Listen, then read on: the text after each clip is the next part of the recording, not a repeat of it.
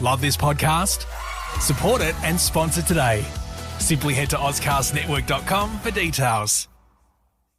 It's lights out and away we go. Alberto's got away beautifully at the start of the great race. Who's that got off? It's Leclerc. Charles Leclerc. Welcome to Negative Camber, the motorsport show, brought to you by ProKarts Race Centre.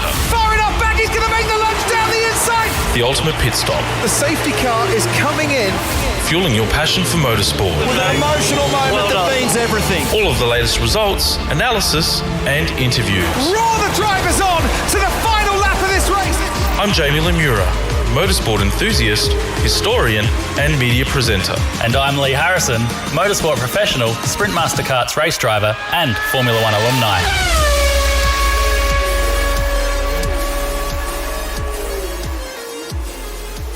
Welcome to Negative Camber, the motorsport show. Jamie here, running solo tonight, and I'm quite privileged and honoured, and I feel quite chuffed actually to have my special guest alongside me here, Courtney from Jam Motorsport.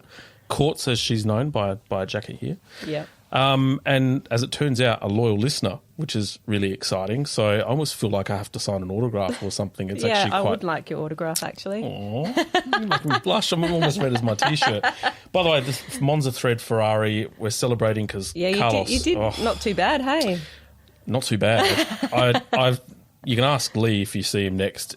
The guys have been hammered with messages and images for probably the last 24 hours of just Carlos. Oh. And we've got the show that we're recording on Sunday night, and he's in for a treat because I'm going to probably dedicate the whole show to Carlos Sainz and Ferrari for the next 2 hours. Oh, if I was single, I'd be going straight after him, I think. Can I say that?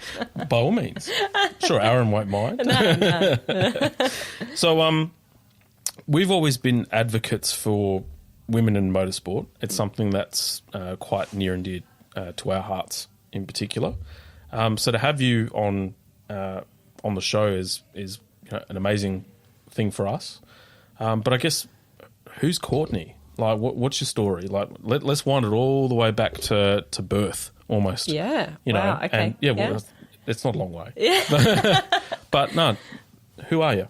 What are we all about? Yeah, so I'm a country girl. I actually grew up, I was born in Naracoorte, but raised in a little town called Parilla, which I think Todd Hazelwood actually used to live there as well. Yep. And then when I was 15, we moved back to Naracoorte. So born and raised on a farm. I have 4 brothers, grew up with 4 brothers. Yep. When I was 21, started my working career in Naracoorte at Mini Jumbuck, and then was there for 4 years, did the overseas thing. Yep. Moved to London for a couple of years.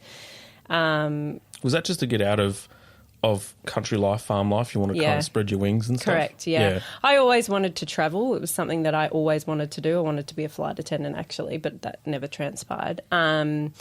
And my best guy mate, Jacko, Triple J, he was going overseas, and he said, look, I'm moving to London. Do you want to come with me? And I said, yep, absolutely. So moved there for a couple of years, travelled to Europe all the time because I based myself in London. Did the 2 years, cried all the way home because the only reason I came home is because my visa expired. I actually didn't want to come home. I wanted to stay. What's London like? I mean, I've never travelled to Europe, believe it or not. Being Italian, I know. You need to do that. Don't remind me. I wish, see, my wife, she did Kentucky, like a Kentucky tour around Europe well before I met her. Mm-hmm. Whereas in my side, my family didn't have the money to go overseas. Yeah, correct. So, well, my family didn't either. Yeah. So it was like, do it myself or don't do it at all kind of And thing. I wasn't brave enough to leave home, to be honest. Yeah. And I look back on it now and it's like I kind of wish I was, but I really wasn't in that financial situation to even take the plunge. No. So when I hear people going over to London and all that sort of stuff and living there, I mean, what was it like? It was awesome. Yeah. Like, I loved it. Don't get me wrong, I had to work 2 jobs to get there. Yep. But I'm going to be completely honest, I was very homesick for 6 months. Yeah. Like, after, I actually said when I landed, I was like, I'm going to move home after 6 months. Like, I'm done. Like, I can't handle this. And then one of the girls that I lived with there, I lived with like 10 other people, said after 6 months you'll get the bug, and that's exactly what happened. Yeah. is a rat race in London. I was very lucky in that I got a job 2 tube stops from my house. So it took me like half an hour to get to work. In London, that's like unheard of. Yeah. And yeah, I just made so many. I was disappointed in myself that I just mainly hung around Australian people and mainly went to all the Australian bars. Like, I kind of wish I was a little bit more cultured. Is there many there? There was when I was there. When I was 21, I'm a lot older now. Yeah. So the walkabout at Shepherd's Bush is probably like the main place that we used to go to all the time, and it was just like awesome Australian people. But yeah, I worked with obviously English people, and loved it. Like, it was expensive, but when you're earning the pound, it wasn't too bad. But yeah, it was a huge culture shock for me as well. Yeah. So going from Narracourt to London, there was like nothing in between. Well, I can imagine it'd be like economics, there'd be people, there'd be Correct. The fashion, there'd be businesses, it's everything. The food, football culture, the food is not that great. Yep. The transport, I'd never caught public transport. I lived in a country town. Yeah. So everywhere I went, I didn't drive for 2 years. So just everything, everything associated with that, I kind of struggled a little bit. But then towards the end, like I said, like I didn't want to come home. Yeah, yeah. Were you like being raised with brothers? Did you? How can I put this?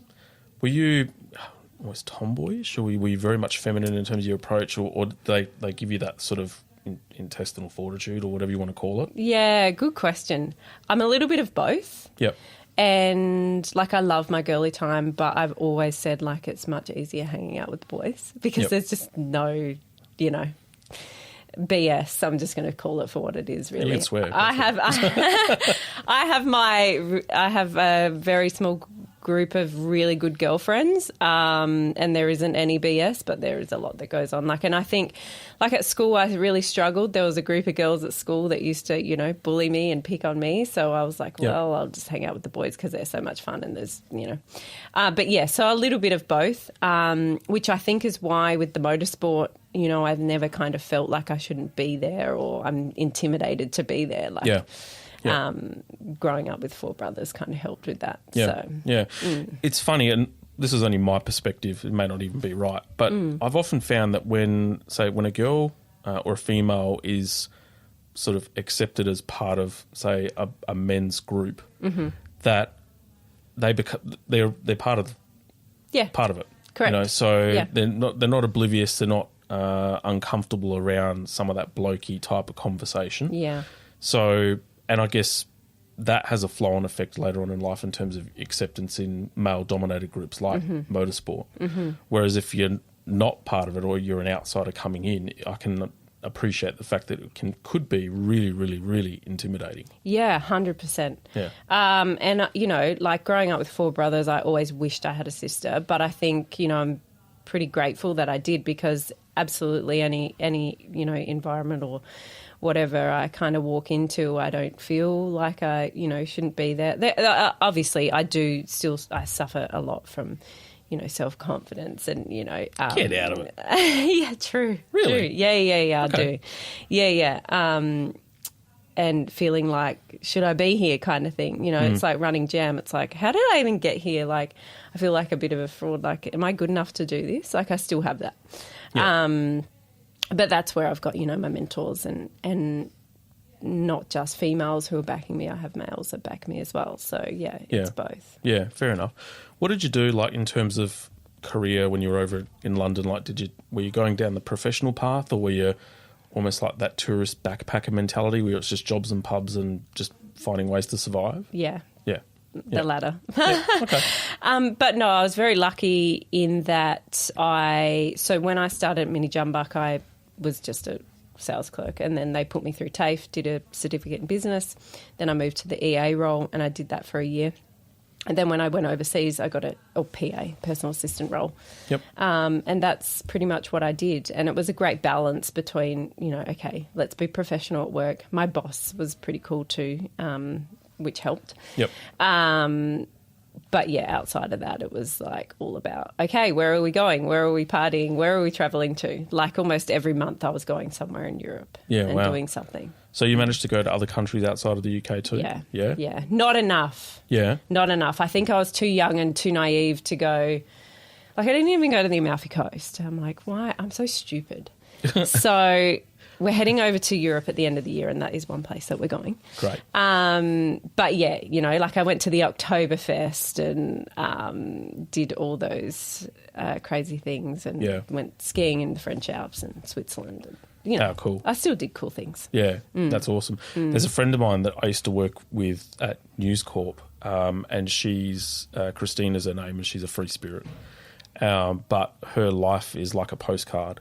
Yeah. She's just travelling everywhere, and she's lived in some unbelievable locations and literally has covered just about every corner of the globe. And before she makes a choice of whether she chooses to settle down, if she ever settles down and stuff, I somehow get the impression that she may not. No, I wouldn't either. No, but she's it's just it's like I live vicariously through her because I haven't travelled the world, but to see the experiences and the sights and stuff like that is just amazing. So the fact that you've done that is pretty cool. Yeah, and I think it kind of helped, make me grow up a little bit. Yeah. And whereas I think if I stayed in Naracoorte, and no offence to people that have stayed in Naracoorte, but I think it definitely helped me develop the person who I have become today, and not to worry about the small things and not to really worry about what people think of you. I still do, but not as much. Yep. And when I came home, I came back to Adelaide and it was too quiet. So I moved to Sydney for 2 years. Yep. So that helped as well. And Sydney and I gather London would be very similar in terms of population and hustle and bustle and stuff. Yeah, and that's what I loved. And it's strange because I've always been on a farm and this little country girl that just wants to be in the city, it doesn't kind of really add up. But it was something, I don't know, it was just something that I really wanted to do. None of my brothers did it. But yes, correct. Yeah, Sydney was very similar. I lived in the Shire for a little bit and then moved to Manly and didn't really leave Manly until I moved back to Adelaide. Yeah, Manly's unbelievable. So part of my job roles for work for me is QuickBooks, Intuit QuickBooks. They're based in Sydney. And so you were there recently, weren't you? Yeah. So I try there almost fly there every quarter. And so the head office is probably a 30-second walk from Circular Quay. Yeah. So every time I go there... That's where my office was. Yeah. Are you on Phillip Street? Oh, God, no, O'Connell. Is it just... Okay. Yeah, so where the Radisson Blue is on the corner. Yeah, that was right near where I was 100 metres further up. Yeah. Perfect. So I get these pinch me moments when I walk through Circular Quay and you go through the harbour and you see the Opera House and stuff. And for me... and I'm sure it would have been the same for you. It would be like, wow, pinch me moment. Yeah, whereas I 100%. actually kind of think a lot of the Sydney-siders take what they've got for granted. Yeah. Because what's Adelaide got? Semaphore? Yeah, correct. At a harbour? Wow. Woohoo! Yeah. You get a ferry every so often. Yeah. You do. It was like the same when I was living in London. Yeah. Like when I first got there, I was like, right, we're doing all the site tours. Like we did it. And then I lived there for 2 years and I didn't go back to Buckingham Palace. Oh, wow. You know, like... I went down Oxford Street once. Now I'm like, we're going to Oxford Street at Christmas time. I can't believe I didn't. You know, you do take it for granted. Yeah. And I think I did the same thing when I lived in Sydney because I used to get the ferry to work every day. So from Manly into Circular Quay every day. Manly's incredible. It's awesome. Yeah. And I lived like right on the beach. So as you come in on the ferry, my house was like right there. And I'm like, I so took that for granted when I was living there. But you do. Yeah, I can believe it. But I stayed at Manly once at Q Station. And so we did the commute for work and stuff like that, caught the ferry and whatever. And amazing. Yeah. It's like, imagine travelling. It's a little bubble. Oh, I never left on the weekends, only during the week when I had to go to work. But what did you do in Sydney as a profession? the same. Yeah. Personal assistant. Well, PA. PA. Yep. Looked after a board. And then moved back to Adelaide. Yep. And was motorsport something that you always loved or had an interest in? I get this question a lot. Yeah. Kind of. And because I had my brothers, so Supercars was on TV, and I was always running YOLO around with the culture. boys. Yeah, and I am a little bit of a tomboy, like I didn't really play with Barbies much. It was more cars and whatever the boys were doing, because otherwise I'd be playing by myself. Yep. So, yeah, to an extent, I was, but I kind of fell into motorsport, fell into what I'm doing now because I met Aaron. Yep. But I remember before I met him, I was at the Supercars event with one of my girlfriends, and I was like, how would you even get into one of these roles? How do you even get into a team? And, then I met Aaron, and now tomorrow I could go into one of those teams. Do you know what I mean? It's so easy, but if you don't know, you don't know. Yeah. And motorsport is such a small community that if you don't know someone in it, it can be a little bit it can be intimidating. Yeah. But yeah, so no, not always. But now I live and breathe it more than Aaron does. Yeah. Wow. So Aaron's hubby. Yes. Yeah. How did you guys meet? And is there a story behind it all, or is it just It's not romantic at all. But you know what? Most times, it's hilarious. The life partner doesn't actually turn out to be that No. romantic at all, in terms of how you meet. Yeah, we met at the Woolshed on Hindley Street. Oh, it's not so bad. It wasn't over the bucking bucking bull or whatever I've been asked that before. No, I was on the dance floor, and he thought that I was having a seizure. I was just dancing. That's what he tells me. She's like, Courtney was having a seizure. I had to go save her. Was it alcoholic-induced seizure, or were you just having a good No, that's time? just how she dances. She's a terrible dancer. Wow, thanks. Very much. But I just moved back, so I was happily single. Yep. I'd been single for a while, actually, while I was in Sydney and whatever, and happily single, moved back. And I think I'd been back in Adelaide for 2 months. Yep. And then I met him, and that was it, the end. Yep. The rest is history. Love at first sight, or did he grow on you, or vice versa? I wouldn't say it was love at first sight. Okay. I mean, I Too was cliche. happily single, so I was like, oh, who's this guy? Yeah. Do you know what I mean? But yeah, we just kind of hit it off. We kind of had the same interests. He liked water sports. I like water sports because I used to do it when I was growing up with my family, going to the Riverland and stuff. But yeah, just kind of, I don't know, just kind of worked. I don't know, you wouldn't have met him. No. He's very relaxed, very loose, very out of control, but, he's a good guy. So, kind of ticked all the boxes for me, really. I can see the resemblance then, just by what you're saying, with him and JP. I reckon they'd hit it off pretty well. Yeah, they're naughty. They're trouble. Well, JP and Aaron together, yeah. Yeah. And so Aaron had a love of or a passion for motorsport, and is that how it's... Yeah, so how does the journey to Jam start? Yeah, so he's a mechanical engineer, drafter, did his apprenticeship at Porsche. As you do. As you do. Yeah. So he was already doing the motorsport thing when I met him. And then, I think 3 years after we met, we just co-created our own business. So I had no idea what I was doing. Yep. Literally no idea. The operation stuff is easy because there's lots of synergies with being a personal assistant EA. You got to be organised. You got to have this ready, that ready. It's when you organise a race meeting, that's what you need to do.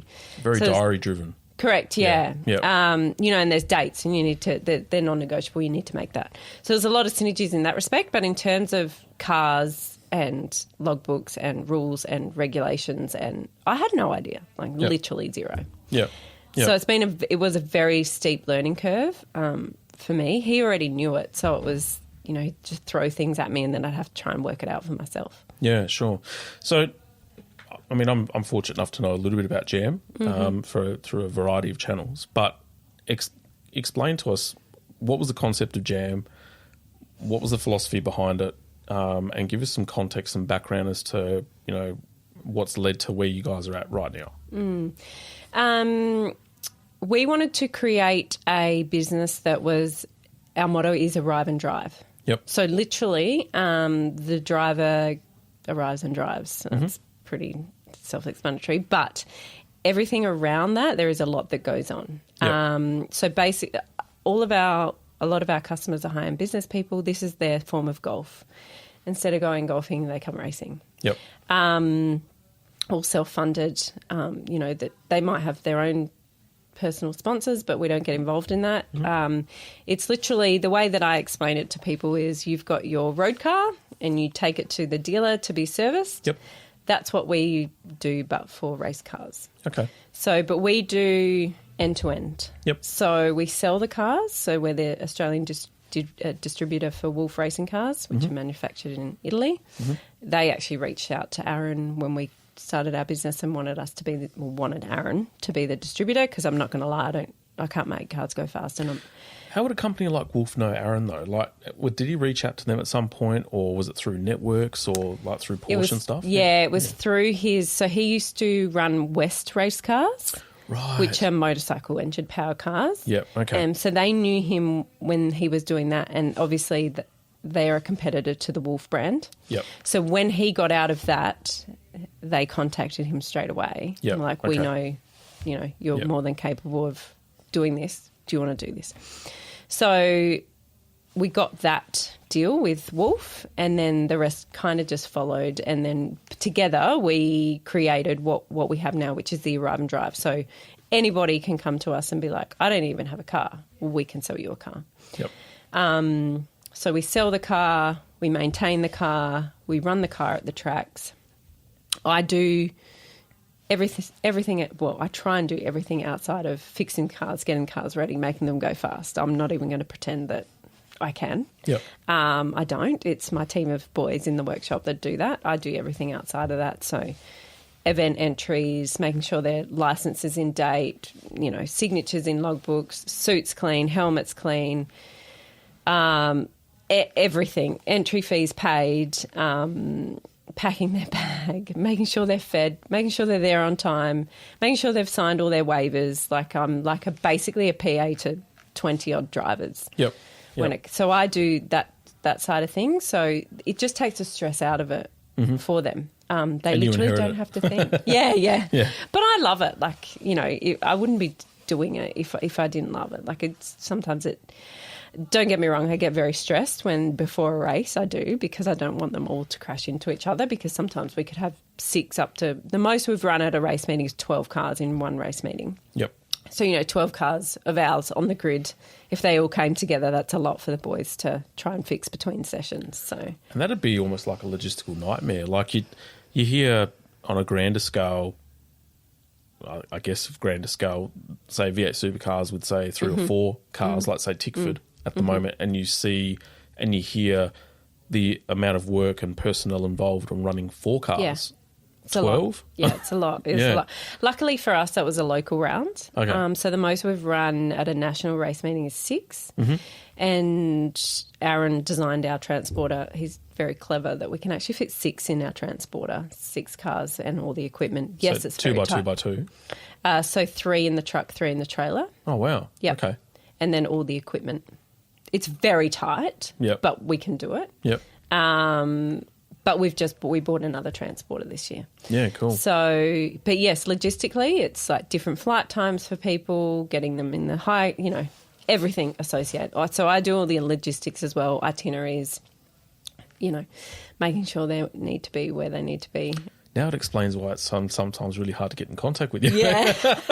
You put into context I know, now. I'm terrible. No, don't stress. I am You're all terrible. Good. No, you're all good. But yes, and a lot of people don't know that I actually also have a part-time job outside of Jam Motorsport as well. See, just hearing that and the volume of work, now I'm kind of taking a step back and saying, how the fruit tingles do you actually try and pull this off? It's a lot of after-hours weekend work. It's called passion, and I think it's your own business and I want it to be successful. Like, we've put a lot into this from the get-go, and I'm not taking my foot off the pedal yet. I'm not sure when I will. But, when it's your own, and also we've got staff that need to feed their families. So if we take our foot off the pedal and business slows up, how are we going to pay them to feed their families? So we've got responsibility as well. It's not just about us. Yep.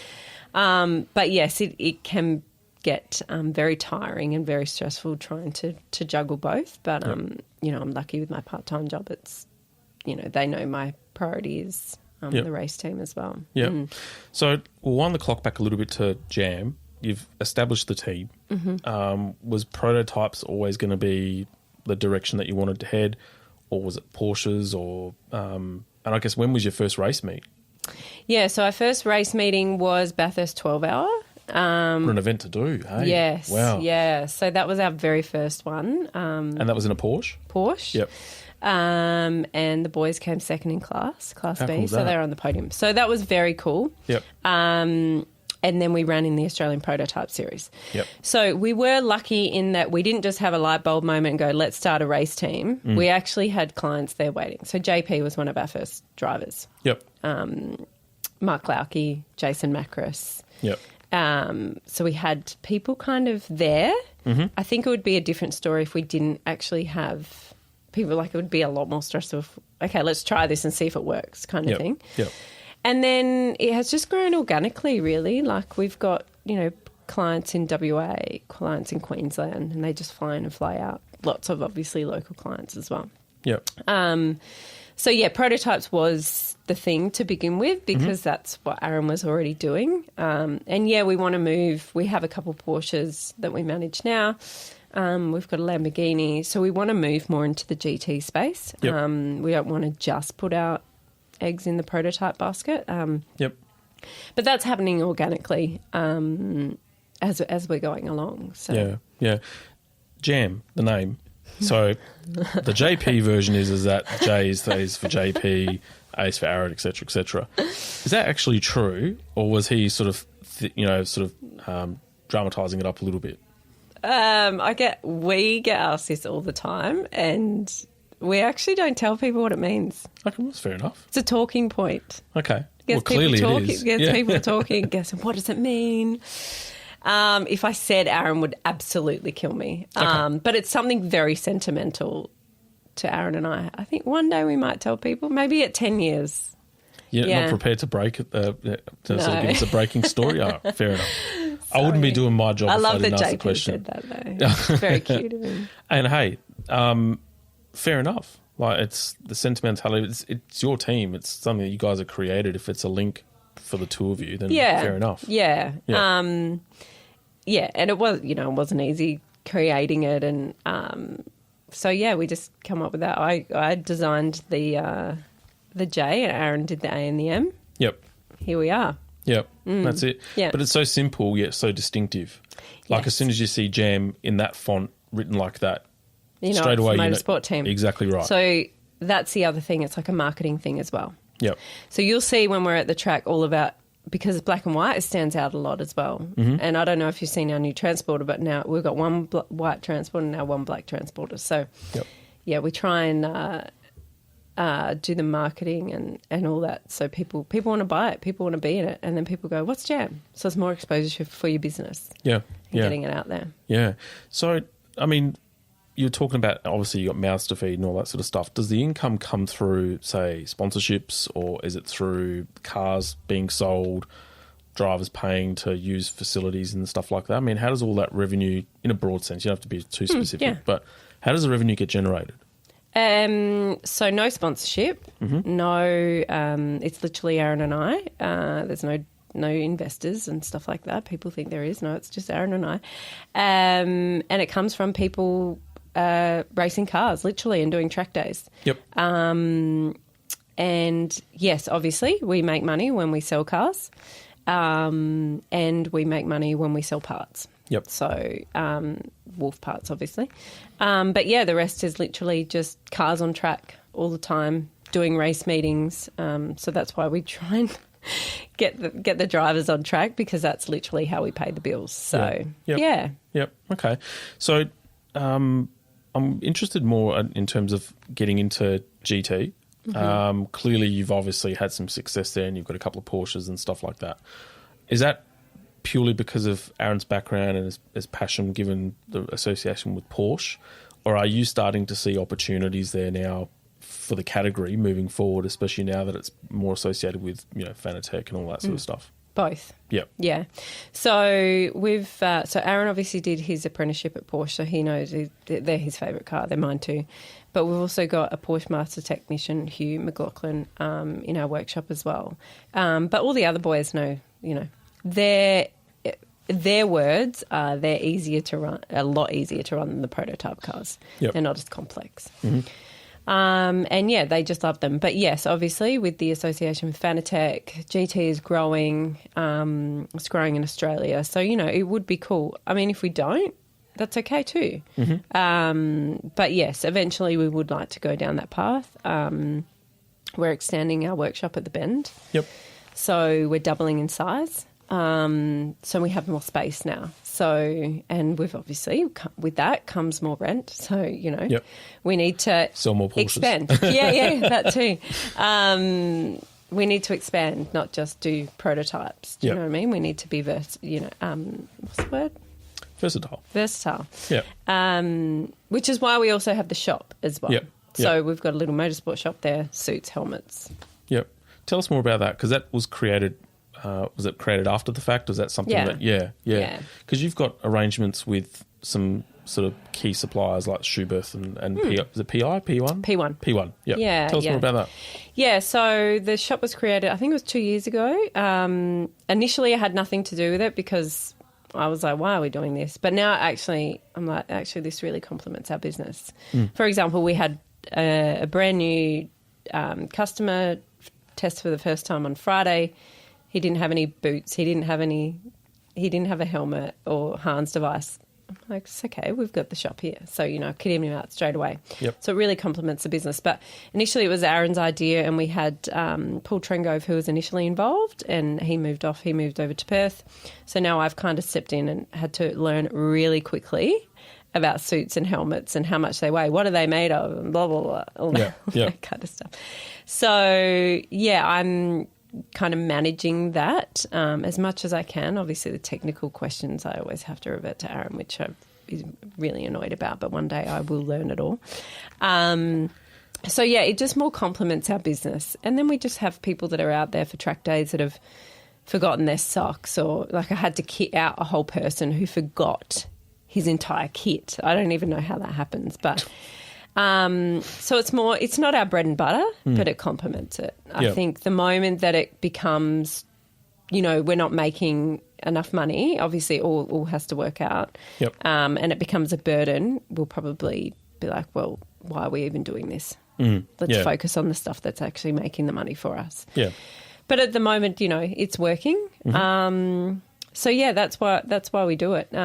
It's not just, apparel, it's, fittings and hoses and tape and rain lights. Well, it almost becomes like a one-stop shop, really. If you wanted to start as a hobby, as a motor racing career, you've got two options. You've got prototypes, or you can go down the GT3 path, and you can buy all your apparel and get yourself set up literally at the same place. Yeah. That's perfect sense. Correct. Yeah, that's exactly what our thinking was around it, and we'll literally run anything. Obviously to an extent, we'll run anything for you. So we're not, So yes, we're a Wolf distributor, but we'll also run a Radical. Do you know what I mean? Like we don't discriminate. Yep. But yeah, like a one-stop shop. And then, if you don't have your license, then I'll help you get your license, because I understand all of that now. Yep. The forms and the test and medical and all that. So I help them do all that. And then Aaron does all the driver tuition at the track and does the data at the track. And then I just do everything else. So, our new customer on Friday, he was like, this is amazing. Blow his mind, yeah. Yeah. He's like, this business, like, how do you even think of this? Yeah. And at Adelaide Motorsport Festival this year, we actually had somebody come up to me. It was a female, actually, and she's like, how do you even think to do this? And I'm like, well, I didn't think of it, straight away. It was because I met Aaron. I'm not going to pretend that it was my idea. But yeah, it is neat. But on the back of that, it's niche. Yeah. Oh, look, absolutely. So it's risky. Yeah. And their spend is discretionary spend. So if money becomes tight, then racing goes. So, yeah, it is a risky business at the same time. Yeah. You know what, though? It's funny. So on a much, much smaller scale, karting. Yeah. So, and there was an individual who was a loyal listener of ours, and it was at the time where the economy was a bit, interest rates are rising and all that sort of stuff. And he himself had said to me, you're probably not going to see me at a racetrack this year. I'm going to scale it back. you know, because of, you know, money and all that sort of stuff. He's still been racing. So, so you do find the money when you need to. well, yeah, but clearly his economic, to be fair, and I won't mention that, I was just about to say it, but yeah, obviously things have changed, clearly, otherwise, because he's a pretty genuine guy. And also he wouldn't be doing it if it was going to put things at risk. Yeah. However, again, discretionary. Yeah. You know, he could have pulled up stumps and said, no, I'm not doing it, you know, if he wanted to, but it's the stress release. It's the adrenaline rush. Yes. It's, you know. It's such an outlet for our drivers. You know, they have such busy, very successful businesses that they run themselves. And I think that's why I suffer a lot from, oh my God, am I doing a good enough job? Because they're running successful businesses themselves. Yeah. So, you know, like they've got, their standards are very high when it comes to service delivery. And, but you're exactly right. It's an outlet for them, you know. I think JP nailed it. One day he's like, when the visor, what is that? When the visor go down, the bullshit. Yeah, when the visor drops, the bullshit stops. Yep. And all he's thinking about is how he's going to go on that race, which is precisely why where I come in, I can't do anything with the cars, but I can help the drivers make sure that they have the best experience possible and they have no stress and they don't have to think about anything. And, yeah, it seems to be working. So, and would that filter down through the team members as well, like making their lives easier and stuff like that too? Yeah, I definitely try and give the same treatment to our drivers as I do our crew. Yeah. Because at the end of the day, without our crew, we wouldn't have a business. You know, we had 5 cars last weekend at Sydney and we had 8 crew or something like that. And yeah, it's making sure they're fed, they're watered, they're comfortable, they've got everything they need. So yeah, very much the same. Anything they need, they know they just come to mum. I was about to say that. I'm glad you said it. So tell us a little bit about Wolf and the cars. You know, obviously you're wearing the badge on the jacket. So let's talk a little bit of product promotion here for you now. Yeah. You know, obviously we know how the relationship started, but tell us a bit more about it. Italian brand, prototype. Yep, Italian brand, prototype. So Walter Wolf was in F1, was an F1 team. The Belaroses then bought, obviously, Walter Wolf Racing, and they branded it Wolf Racing Cars. So it's a family business, which is, like, so nice because, obviously, our company is like a family business. So it's Giovanni, Ivan and Maurizio. Yep. And they're based in Brescia in Italy. We're actually going to see them at the end of the year, which I'm so excited about. Yep. We have the best relationship with them. But personally, I think they build the best, safest prototype car. Yep. There's a front and rear crash box, carbon fibre. And you would have seen that JP crashed at Sydney. Some of his finest work. Yeah. You hear that, JP?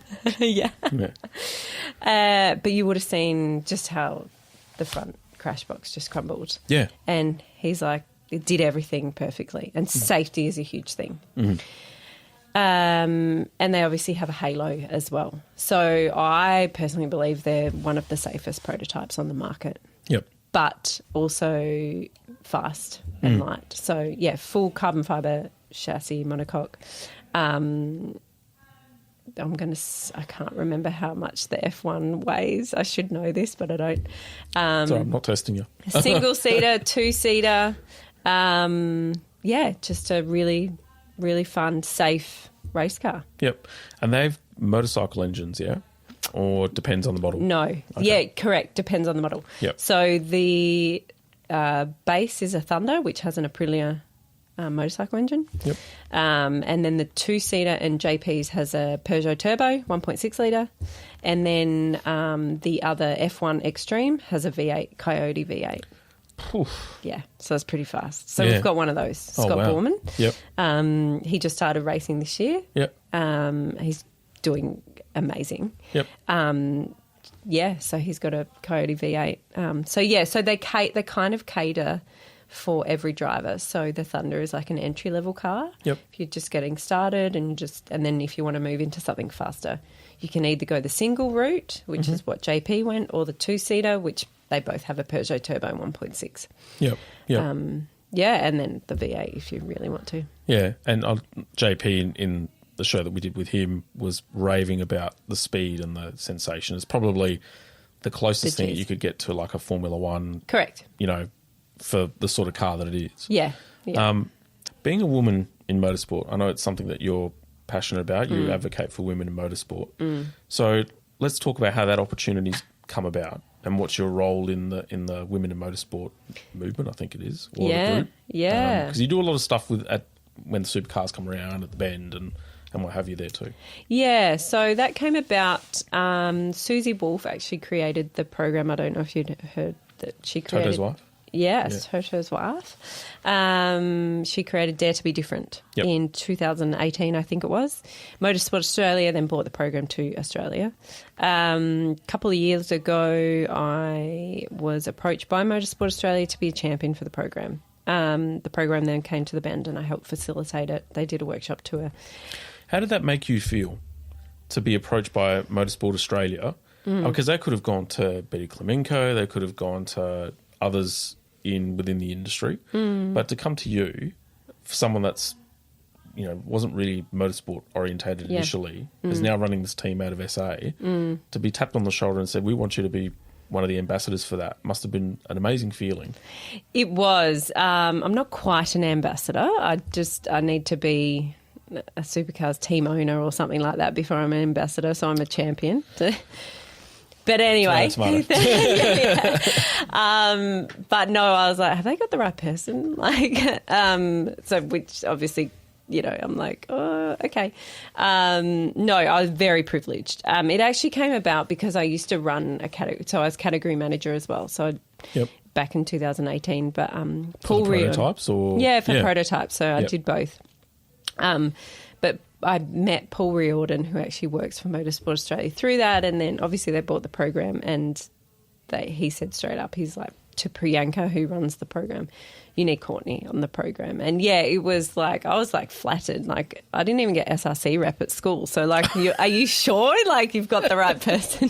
SRC rep? Yeah, I thought of that because anyway, I haven't heard that's that a whole nother story. Yeah. But yes, very privileged. I love it. I take it very seriously, probably too seriously. I probably try and help out too much. I probably get too many girls involved and, I'm just overworking myself and probably stressing myself. So I have taken my foot off the pedal, but I will never. What's involved? Sorry for interrupting. No, you're fine. What's involved? Like what's it all about? What does it do? Is it meant to open gateways or pathways and stuff? Yeah, so there's two programs that Motorsport Australia run, a Pathways program and an Inspire program. Okay. So the Inspire is targeted at the younger girls, so 8 to 15, and the day is run basically just introducing them to the world of motorsport through STEM subjects. Yep.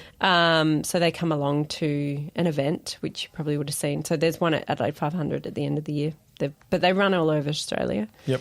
And then there's the Inspire program, which is targeted at the older girls. So, those that actually want to pursue a career in motorsport, and it connects the girls with women like me who are working in the industry.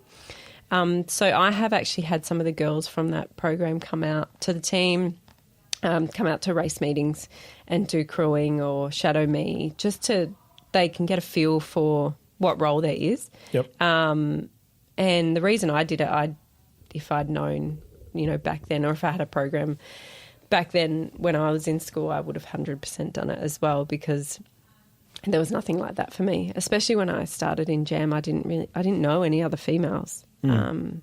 So that's why I do it as voluntary. I do it on a volunteer basis. And I just mentor girls. They come to me and with any questions, or if they want to come out to the track, they come out to the track, or if they want to be in the workshop with the boys, they come in and do work experience through the week. Yeah, which is amazing because obviously it's needed, and it's about time Motorsport Australia and on an international scale they recognised it. There's a couple of, but it's funny, isn't it? Like I speak to some drivers that, like, say, karting drivers that are racing overseas. So Sebastian Iskandari-Morandi, we had an episode. He's a little boy that's in Italy at the moment racing for the factory Tony Kart team. Wow. So yeah, I know. That's and cool. The kid's a gun. And one of the questions was asked, are the girls racing at World Karting Championship level? No. And in Italy, nothing. It's all boys, Nothing. all males. Yeah. Is that because they don't have a program, or what is it? I from my personal feeling, would be that it's more cultural. Yeah. And I more was gonna say that. like the motorsport culture overseas is certainly completely different to what we're trying to roll out here. Now, there are trailblazers in motorsport overseas, so you know, like your Danica Patricks, your Simona Di Silvestros, Yeah. etc., Susie Wolf, So, yep. but they're beacons in comparison to what else is out there. You know, they stand out in comparison to what is still that very much male dominant thing. So to have this body of work happening where you're giving your time to grow that, you know, they're trying to roll it out overseas, I believe, but Yeah. to varying degrees of success. But if it's happening at grassroots now, World Karting Championship's not necessarily grassroots. Some of their setups will actually put F1 to shame, Yeah. really. Yeah. There's still a massive hill to climb. There's a long way to go still. Yeah. Yeah. Do you get stories, though, like, do the women that come to you or are a part of that group, you know, do they share stories, the challenges that they face, or, you know, have you seen it yourself in pit lane or with people that you speak to within motorsport of some of the challenges and obstacles that they face? Yeah, absolutely. But I said it before, I don't think it's just because you're female. It's best person for the job. Yep. But some of these girls, you can't just go to one of these, or just can't, you know, you can't have a light bulb moment and go, I want to be in motorsport, I'm going to go right to the top supercars. Yep. Okay, there might be some stories like that, and I do know some stories like that, you know, that have gone into supercars teams straight up and they've had no Like fish out of water. Yeah. But I don't even know where I was going with this. But what I wanted to get at was my advice to the girls is they should really start at the grassroots level. And I kind of wish I did in a way, because I'd have a much broader understanding of everything. You know, like do your flags or go and blow a whistle in pit lane. Get into race control and, you know, do something in race control. I was almost going to study to be assistant race director. That's what I was going to do. Okay. You know, but there's just so many different roles. But, you know, some of the girls just see the teams. And, of course, because that's all you do see. But, you know, there's media, there's photography, there's flag waving, you can be a chef, you can be a team coordinator, you can be a physio, a doctor. Yep. So, yeah, it's just making sure that all the girls can see all the roles, which is what I try to explain to them when I'm out at the track as well. Yep. I had a young girl, she does karting in Mount Gambier. She was at the supercars with me. Yep. And, yeah, we were lucky enough, we went to Newlon with Hayley and Romy, and Hayley was explaining all the different roles, and she's like, I didn't even know that I could do something completely different, like even a mechanic, obviously, but a chef. Yep. But yes, getting back to your point, yes, they do. Even there's females my age that are struggling to get the roles that they actually want in motorsport. I don't know why that is, because for me, I've just been in the team. Like I haven't worked for Motorsport Australia. Yep. I haven't worked for Stan Sport. I haven't worked in a club. Do you know, like I've just done the team thing, which is my business, and I do what I want pretty much. Like whatever role I want to do, Aaron will be like, okay, you can do that to a degree. But yeah, so I don't know why. I don't know the limitations. I was going to say, is it because normally if it's based on like in a corporate sense, if it was a male-dominated environment, then there'd be cases for, say, discrimination, gender inequality, all that sort of stuff. Whereas for some reason, motorsport kind of exempts itself from that. It's almost accepted that, I don't think in some degrees, in my opinion, that it's not necessarily best fit for the job in certain aspects. Like, to drive is different to be a part of a team, to be a part of a crew. Yes. Because everyone has got the ability to do stuff, Yeah. On the driving front, it is all based on results and budget and all those other criteria. If you're not getting the results, you won't get it. You won't get a seat. Yeah, yeah. And I mean, I'm assuming you being a team owner, you would have to make that really hard decision if a driver approached you, if you're racing your team and you're going to compete at the 12-hour, for example.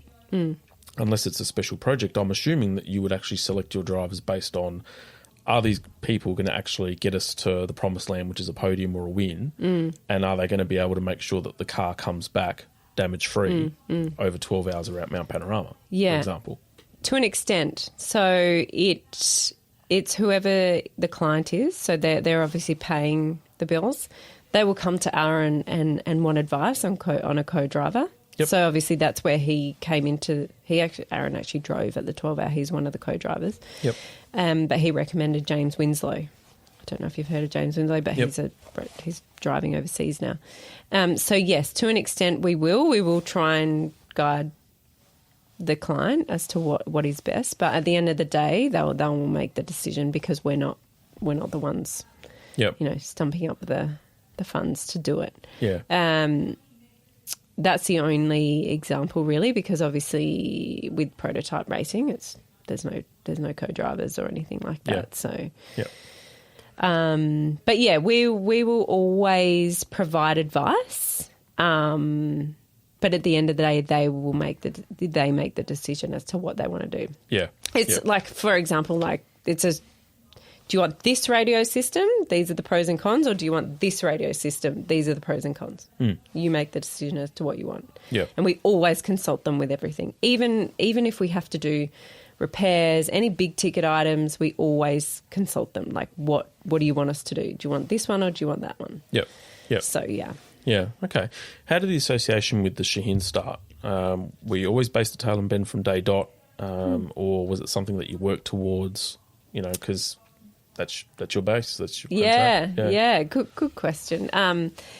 It came about because the Bend was built. More than anything. When we created Jam, I didn't know Yasser or Sam at all. Aaron kind of had a little bit to do with Sam, just purely because of his apprenticeship at Porsche. And he kind of knew of Yasser. And then, the Bend was built. And I can't remember exactly how it happened, but Sam and Aaron started talking, and fun fact, I was dead against going out there because I was like, everything's going to be much more expensive. How are we going to get staff out there? Yep. Where are we going to live? Like, it's just logistically, it's going to be so hard. So I can't lie about that. Aaron will tell you, Courtney didn't even want to go out the Bend, which is totally true. Yep. But I eat my words. It's probably the best thing that we've done. Convenience wise, it's cheaper for the customers. We're not carting their car from Adelaide to the track every day. Or not every day. Every time they want to do a test day. Yep. So the cars are based there? Yeah. Yeah. Okay. Yep. So, we've got about 30 cars or something in the workshop. So their cars live with us full time. Yep. Again, the convenience factor, they just don't have to worry about a thing. They just rock up their cars there, their suits clean and the helmet's clean, and they go racing. Yep. So we moved out there.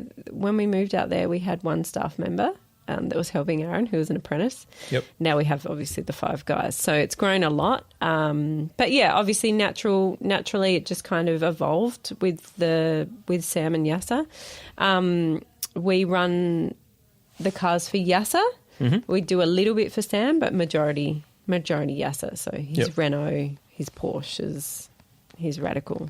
Yep. Yeah, we kind of do everything for Yasser. Yep, yep. Does he also his Audi, like the GT3 that he races, or is that with, say, Melbourne Performance Centre or something? So he's actually not in that anymore. He's in a Porsche, and he's with another team now. Oh, yeah, Garnett Patterson. With Garnett, the man that avoids negative camber.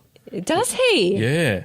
See, the story That's it, Garnett. I'm coming for you. The story about Mr. Garnett Patterson is that he was actually meant to come on a show of ours for our Christmas final, end of year final last year. And I don't know whether it was a miscommunication between himself and the dearly beloved Mr. Lee Harrison, but the night of the show, I'm in Melbourne, I can't make it. He was at the airport or something like that. And since then, to try and get him onto the show, near on Mission Impossible. Mission Impossible. I don't know if he does stuff like it's the same as Aaron. He'll avoid interviews, avoid the he's just like, I'm in the background. You don't even know I exist. You need to endorse us. Gunny. Yeah, I will. I'll Come on, man. message him. He just got married overseas. I was like, yeah, mate, thanks for the invite. Oh, wow. Yeah, they eloped, which he said from the start they probably would. Yeah. So I'm not surprised. But they anyway. did it on the lowdown, though. Even you didn't know. No. Oh, there you go. I know. Wow. I know. Tough I thought love. we were friends. Anyway. Yeah, exactly. So he now co-drives with Yasser. So, we've got a really good relationship with Yasser and Sam. They kind of, in a way, not just Yasser, but all of our customers, we're very lucky. They kind of make you level up without, instructing you to level up. So I've learnt so much from Yasser and Sam and all of our other clients as well. So we have a really good relationship with all of them. I say we're lucky. People say, stop saying you're lucky, you work hard for it. But, I think it's a bit of both. Lucky that we have the Shahins and they actually built the racetrack here because otherwise we'd only have Malala. And who knows, we might not have as many customers as we do now if we didn't have the Bend. Yeah. And it's just getting bigger. So hopefully our business grows from that as well. But, that's how the relationship started and, very grateful for their support. And, we'll stay at the Bend for as long as they'll have us there, I think. I think it'll be there for a while. Yeah, I got a funny feeling. Yeah. Where to for Jam now? So obviously we talked a little bit about getting into GT3 and obviously prototypes. JP talked about the prototype series on our previous show. Yeah. Is that something that you've got other series that you want to target eventually, or do you just want to go down those two streams and specialise in those? Yeah, I think we'd like to run in Porsche Michelin Sprint or Porsche Carrera Cup at a time, but there's some very good teams in that series, that are have backing of people and businesses and that we don't quite have. But if a driver comes to us and wants to race in that's ultimately one day would love to do it. But if we don't, that's okay. We love the prototype series. It's one of the best series categories in Australia. The drivers are the camaraderie is amazing. I think JP said that on the podcast, Macros. That's all I use. Macros. Macros. He won the last round too. I saw. Yeah. They're funny. JP and Macros. They're good mates, but on the track it's like, right, I'm going to get brutal. you. Yeah. But it's a great category. So we'll be in that for as long as our drivers want to race in it. But we'll do whatever our drivers want to do. We will support them. Whoever comes through the door, we will support them to an extent, obviously. Yep. But just kind of keep growing, keep leveling up, offering something different to what other teams do, being a little bit different. Yep. Some of JP has a purple hat. One of our other drivers has a green Jam hat. One of our other drivers has a pink Jam hat. Just being a little bit different, which I think is what people like. Yep. Not taking it too seriously. At the end of the day, this is their fun. So we try and make it fun for them. Yep. And we try and make it fun for the crew as well because they're at the track at 6 a.m. and sometimes we're not leaving till 10 p.m. I don't know what time they left when they fixed JP's car. So it is long days and you spend so much time. I see them more than I see my family. Yeah. So we just try and make it fun for them. Aaron and I are in the trenches with them.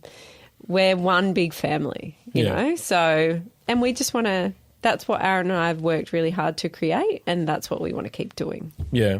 And look, I've had it on pretty good authority that that's actually the case. Yeah. So Nick Romeo, hello. He messaged me today. Hello, actually. Nicholas. Nicholas messaged me today and goes, "Oh, here you get Courtney on. It's going to be And so he was actually excited for you. Yeah, he was so excited today. Yeah. So you got your podcast. I think it was today or yesterday. I know, bless him. Yeah, he's a good kid. Yeah, he's a great kid. Yeah. The thing I loved, I miss is racing with. So the story about us like Nick and that for us was he's related on my mum's side, and his grandmother and my mum are first cousins, and for about 25, 30 years they hadn't seen each other, so the family had splintered. It was all usual ethnic politics and stuff like that. Sorry, I'm ethnic. say that all the Yeah, time, I but you can say that. Yeah, so and they bumped into each other one night at a sort of Italian, the Marche Club. They had like a pasta night or whatever. Oh, yeah, and of course. after 30 years, they bumped into each other and they rekindled the friendship. That's so amazing. And I didn't even know I had a cousin named Nick and Daniel and stuff until after the fact. Wow. So then, we've, it's Hit it been hit it off, and we've, obviously we're cousins. Yeah. So, we used to race together and all that sort of stuff with karting and what have you. So I miss that. So nice. I miss hanging out with them at the track and doing stuff. And their family is so tight as well. Like, and they're just like his parents pick him up from the airport and stuff. Really? And so, they come to the airport every time. Damn, Jesus. Okay, yeah. But it's he's come from the same morals as well. Like, so like what we've installed is this family, and he's come in, he's like, yep, this is like my family. And we call it the Jam family for a reason, because we are one big family. We've all got each other's backs. And all the boys represent Jam like it's their own business, and that is like, Aaron and I are so lucky to have that, because their workmanship is like the best, They're like, this is not leaving until, it's up to the standard that Aaron and Courtney would want. So, we're very lucky that we have such a great team, and, we have worked hard to create that. And then we've got drivers who, they don't take anything too seriously. Yeah, which is good. But, I mean, that's what motorsport at that level really, at the core of it, should be all about. Yeah. Like, forget all the politics and bullshit that you see. Yeah, they just want to go racing. They just want to race. They just want to race. Yep. So can we just put all the BS aside? We're not racing for sheep stations. We just want our trophy and the champagne on the podium. We're happy with that. Whereas a lot of other categories, it is different to the prototype series. Porsche, Michelin, the juniors are trying to go overseas. Yeah. That's a stepping stone for them. But yeah, it's good. It's great. I love it. Do you see yourself going back to the 12-hour again at any stage? Hopefully. Just depends. Depends if, we're approached by somebody who wants to do it again. It would be very cool. Yeah. Even if we don't, then I would like to go with another team and do, team management or something. Yep. Because I like to learn a lot. Like, I feel like I've got so much to learn still as well. So I try and learn from other girls in other teams as well, because I'm no expert at motorsport, to be honest. There you go. Courtney, she wants a job. Yeah. About this 12 hour Anyone got a next job? year. Yeah, give her a go. But that's cool. Like, but this is the sort of stuff that you're a trailblazer. Like, you've got Betty Clemenco, and you can see how Erebus goes. Yeah, right? which is awesome. Yeah, but and it is amazing. She also had really good fortune behind her and used the money wisely and built the empire or inherited the empire and stuff. You've come from the other side. Yeah, nothing. Literally zero. Yeah, exactly. Yeah, So that's where I say trailblazer and people you. aspire to. No, I'm being I serious. don't see it like that, but yeah. You may not see it like that because you're living it. Imagine what we don't understand as humans is the perception that people see from the outside looking in. You're caught up doing your day to day. You don't see or probably even appreciate really what others see. No. So I think understand that when people ask you, how the hell do you create these ideas and these concepts and all that sort of stuff, they're probably in awe and bewilderment and respectful of what you're doing for them. Yeah. Especially on the gender side. Yes. Let's put it out there. So it's a credit to you and the team for to be able to raise that culture. Yeah. And when you're getting approached by Motorsport Australia saying, hey, can you be, part of what we're trying to achieve, how big an endorsement can you get? Yeah. It is. I just think I'm lucky more than anything. You're grounded. That's the difference. So yeah. Now, World Motorsport. Yes. Talk to us. Who do you like? Who do you dislike? do you follow Formula One? Are you one of those Drive to Survive converts, sort of, all that sort of stuff? You are? Yep, a little bit. Oh, okay. I'm not going to lie, a little bit. Talk to us. What do you got? So I watched a little bit, I'm such an idiot. When I lived overseas, I didn't zilch motorsport. I know. Yeah, it was. Yeah, over there. Yep. And Lords was my local cricket ground. So what a place. I know. So I didn't do any of that. So I didn't really get into the international stuff, a little bit, but I'm not going to lie, it was Drive to Survive. And I was like, this is so cool. So what is it? Like, out of the blue, people just they see it pop up on Netflix and say, Formula One, I might give it a crack and just watch it. And then all of a sudden they've had this light bulb moment and it draws them in. God, motorsport. Yeah. I think it's a little bit of everything. It's the cars, it's the sound, it's the people, it's the drama, which, you know what, I'm like, thank God I don't have that in my team. Or at that, we don't compete at that level, obviously, but it's a drama. People love it. I hate to say it, but people love crashes and all that kind of stuff. Oh, what's going to happen? What are they doing? It's just, it's exhausting. I don't know how the drivers in F1 do it. It's full on now. Exhausting. Yeah.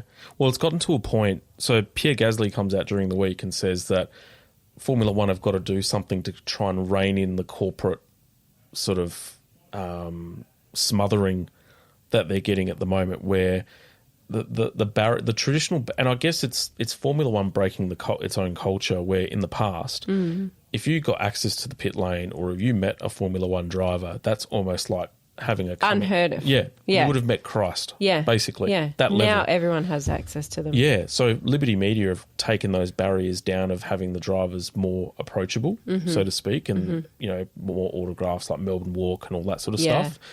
It's gotten to a point now where you're just getting any Joe Blow or, Madam Butterfly coming in, having their selfies, put on Instagram, and the inner sanctum or that sanctuary that they need to then go into a car and bust their backsides. Yeah, for 2 I don't know hours how they gone. do it. It's they can't do it anymore. Brundle on the.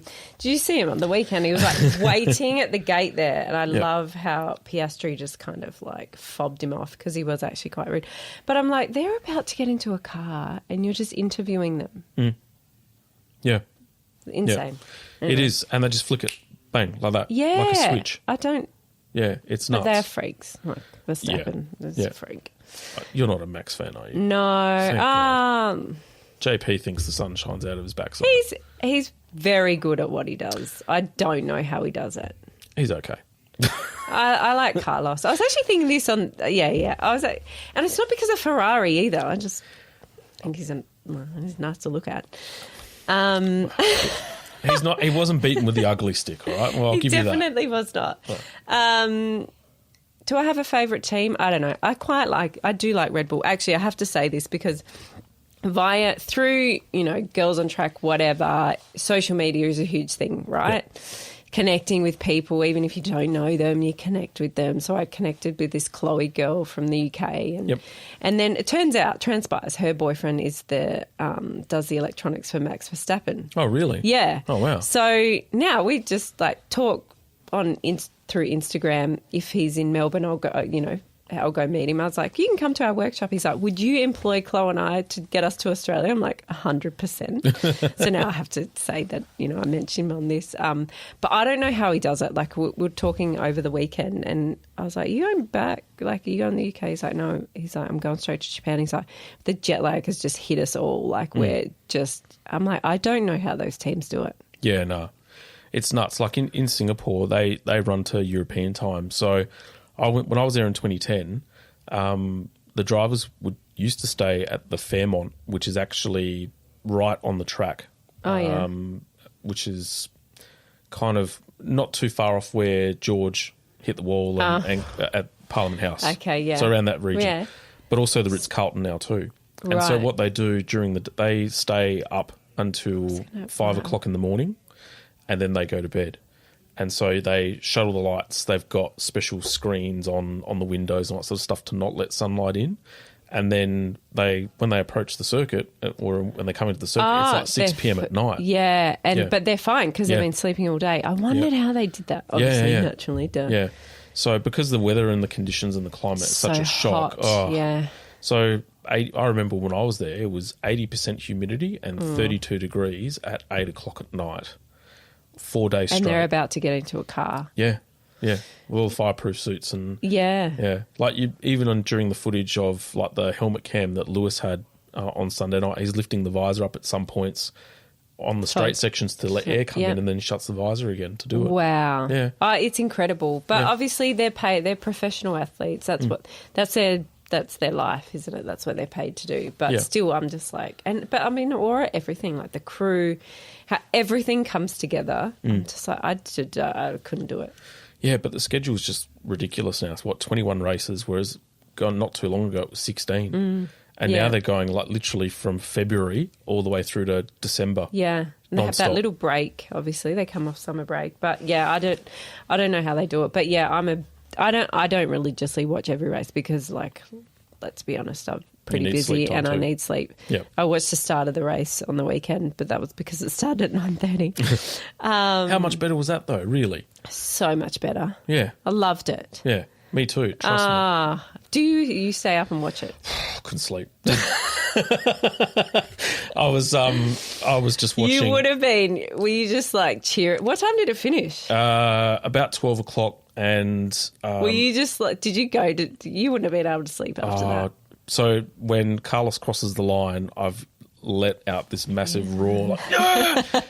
Bianca, my wife, is down the other end of the house. She's in the study. The door's closed. She comes in. She goes, "Will you shut the Yeah. because you're waking up the kids and all that," which I didn't. But, she could hear it from the other end of the house. And I didn't realise I was that loud. No. So it's like That's all midnight. this. And I've been copping shit all year from Lee and all the other guys and stuff. Because Honestly, of Ferrari.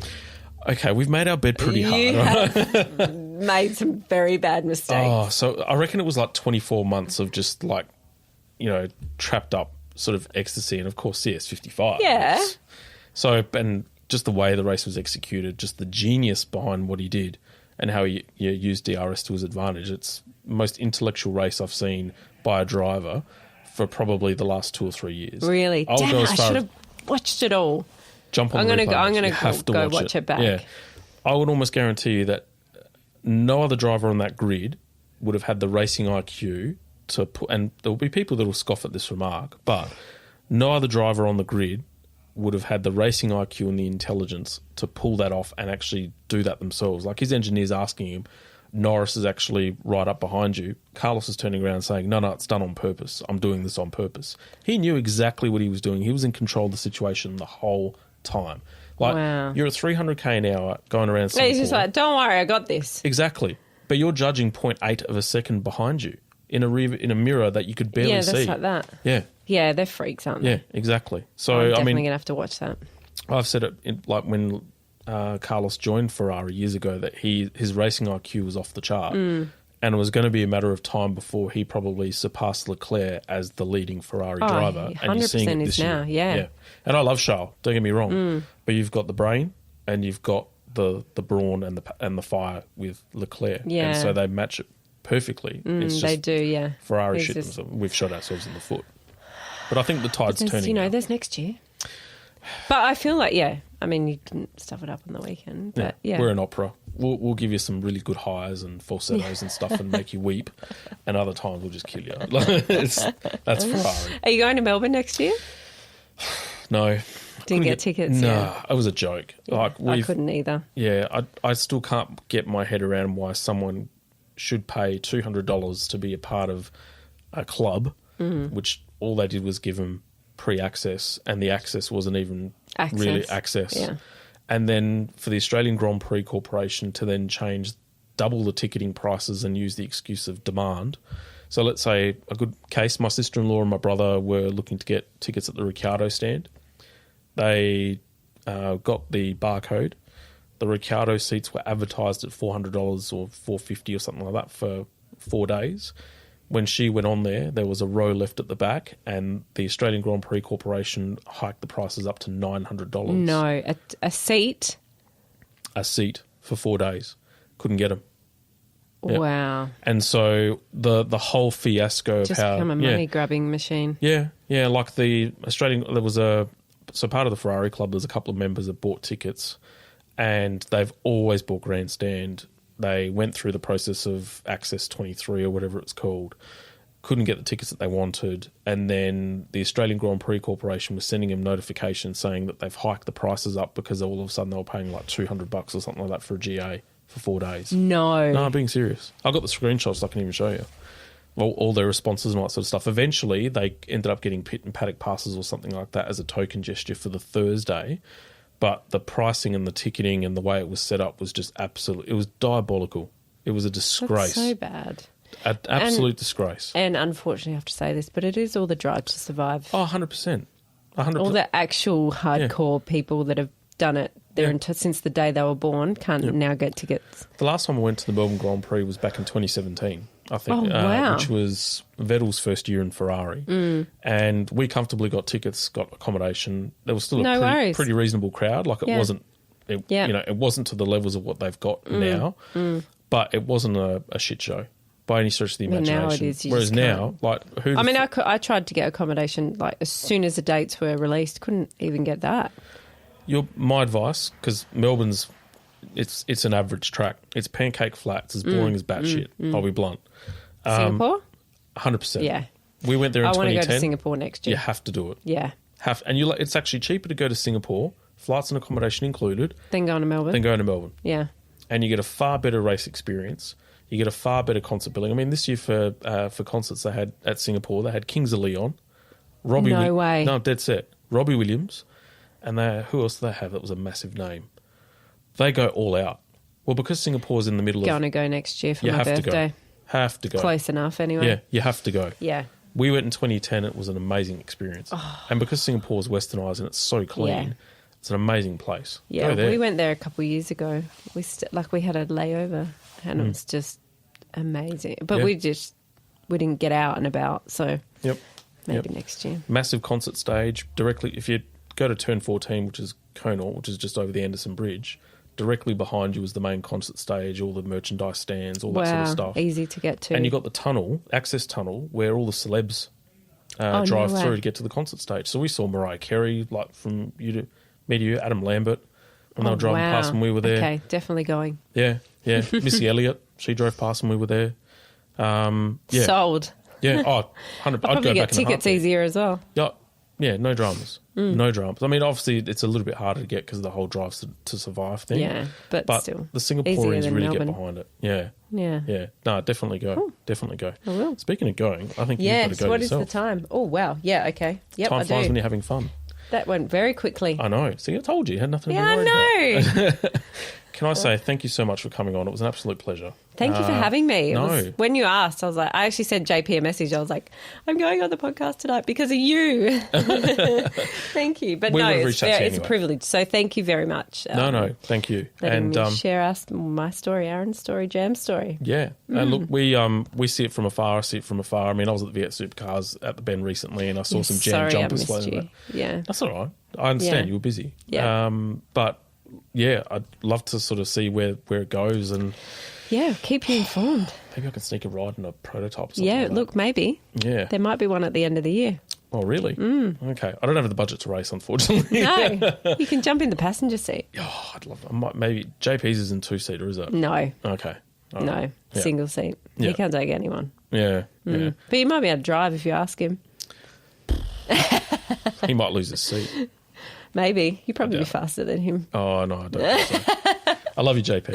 But no, thank you. Thank you for having me. All the best for the rest of the year, wherever the racing takes you. I know you've got Bathurst International, all that sort of stuff coming up. Yeah, Challenge Bathurst, yeah. So we're racing at the Bend in a couple of weeks. It's the final round of prototypes. So that championship will be it'll be decided at that round, so it's pretty nerve-wracking. But yeah, we've got Challenge and a few other bits and pieces we're doing, so yeah, should be good. Yeah, and hey, come on back another time. All you have to do is ask. Thank you. And we'd love to have you back. Yeah, so thanks very much. All right. Cheers. Good night. Enjoy. Good night. Bye.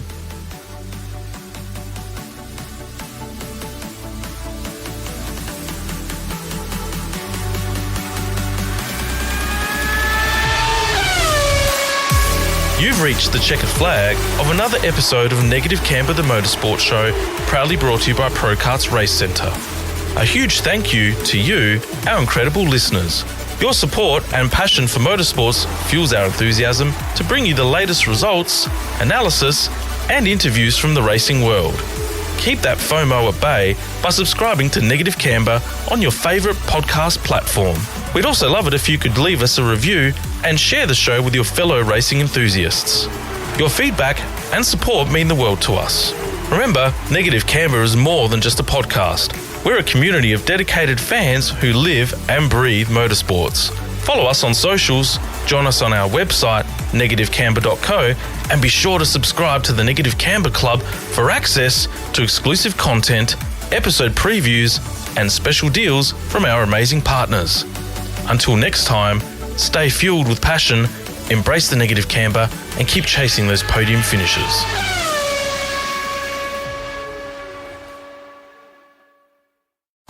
Love this podcast? Support it and sponsor today. Simply head to AuscastNetwork.com for details.